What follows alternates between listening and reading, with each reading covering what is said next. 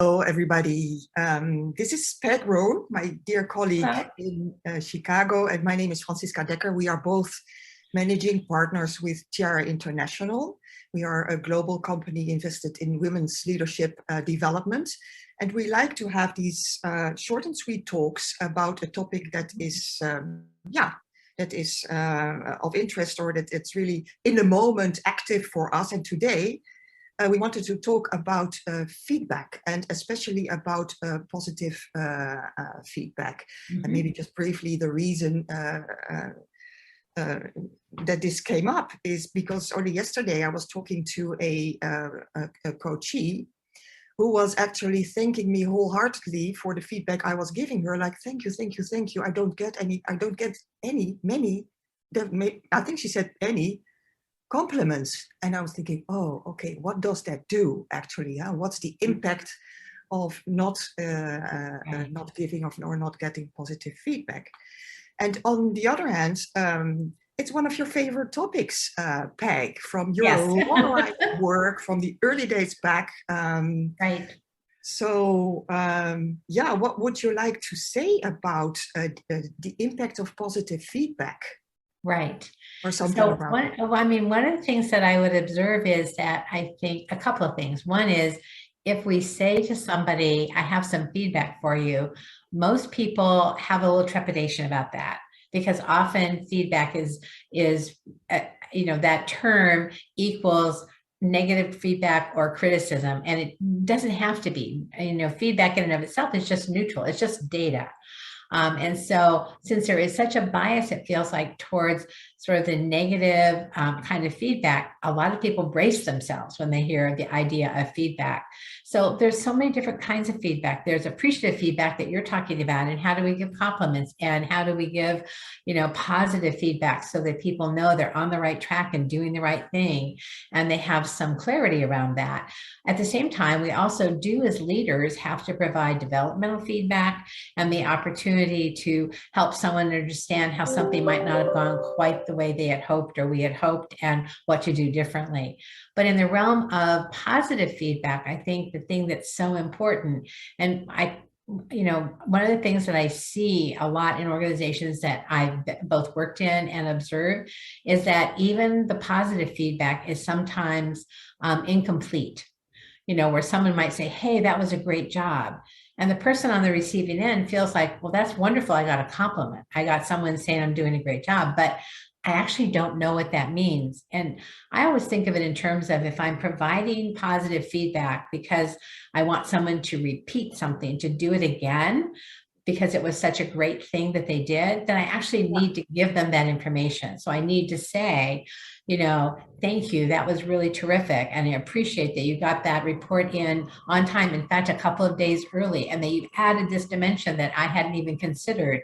And here's the impact that that's going to have, on our client or our customer, so that people understand, yes, it was good. Here's what I did that really resonated for my boss, and here's the impact that it has.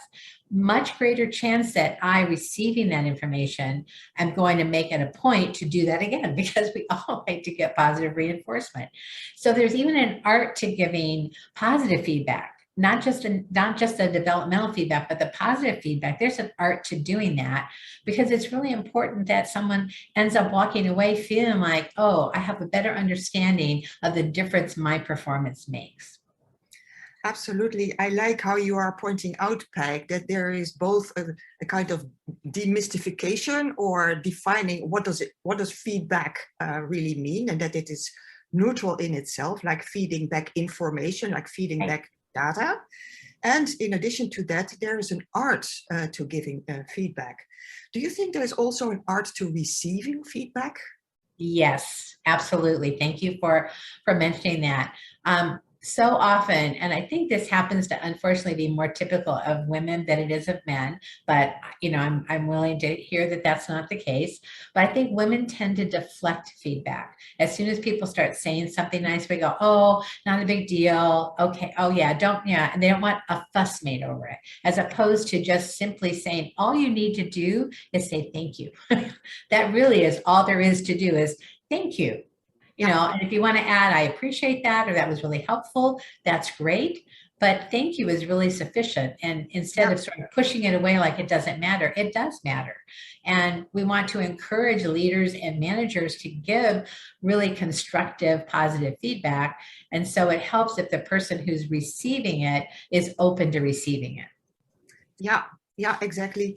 I love how you give like this short sentence like thank you, because often we don't know what to say. But if we can remember, we can say just thank you. Thank you. It makes it a lot easier to receive. Yes, indeed. Yeah.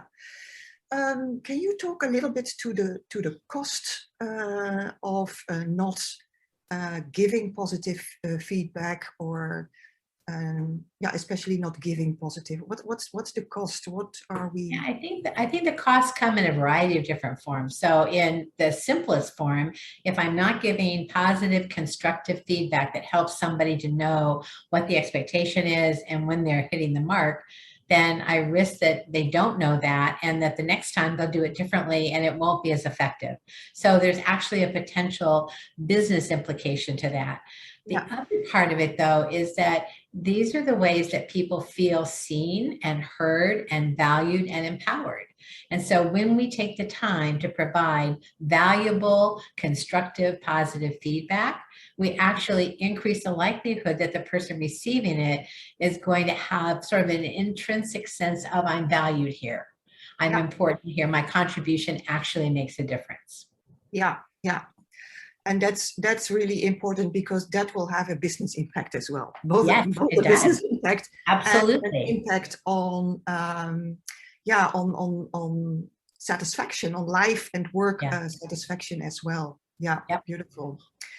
Okay, well, that seems like a beautiful conclusion to our brief conversation. We are supposed to keep it short, and as you said earlier on, that this is a topic, I mean, we can fill 3 days about it, what it is, how to do it correctly. But I hope that this short conversation has given you some points to reflect for yourself, like, okay, what's my habit? What is my truth? What do I believe? What I do? What do I not do? So if you would like to share all of that or some of that in the comments below this video, that will be great. Excellent. And we are looking forward to being together on the next Tiara Talk. Thank you so much, Peg. Thank you, Francisca. Thanks everyone who's listening.